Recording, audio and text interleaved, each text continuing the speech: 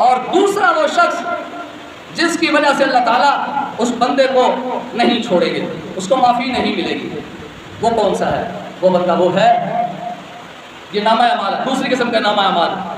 یہ وہ بندے ہیں جو دوسروں کا حق کھا کر دنیا سے جاتے ہیں، جو دوسروں پر ظلم اور زیادتی کر کے دنیا سے جاتے ہیں۔ جب تک یاد رکھیے گا اللہ کا اور اس کے رسول کا فیصلہ ہے، جب تک اس مظلوم کو بدلہ نہیں دلوایا جائے گا تب تک اللہ اس بندے کو جنت کی ہوا بھی نہیں دے گا۔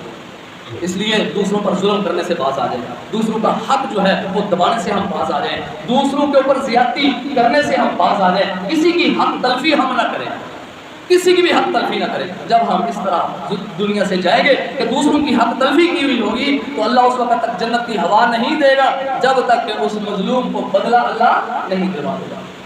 یہ دوسرے قسم کے اعمال ہیں۔ اور تیسرے قسم کے اعمال سبحان اللہ وہ ہیں اعمال تیسری قسم کے، اللہ کی مرضی ہے، اللہ کا حق دبایا ہوگا، اللہ کے حقوق میں کوتاہی کی ہوگی، نماز میں کوتاہی کی ہوگی، روزے میں کوتاہی کی ہوگی، حج میں کوتاہی کی ہوگی، اللہ کے حقوق کو دبایا ہوگا۔ جب اللہ کے حقوق کو دبایا ہوا ہوگا اب بھائی اللہ کی مرضی ہے اس بندے کو اللہ اپنی رحمت بخش مہربانی فضل اور کرم کے ساتھ معاف کر دے تو کوئی اس کو پوچھنے والا نہیں ہے، اور اگر اللہ کسی کو پکڑنا چاہے اور اس کو سزا دینا چاہے تو پھر بھی اللہ کو کوئی پوچھنے والا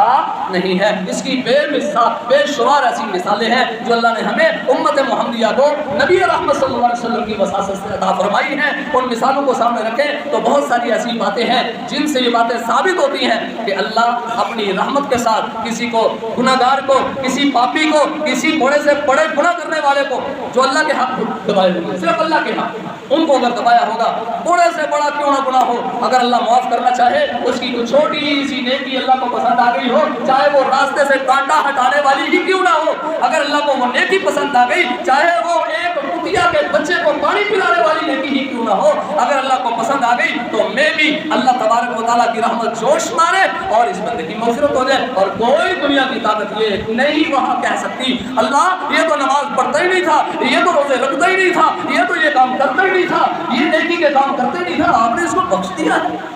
اللہ کے سامنے کوئی اس طرح کی بات کرنے کی طاقت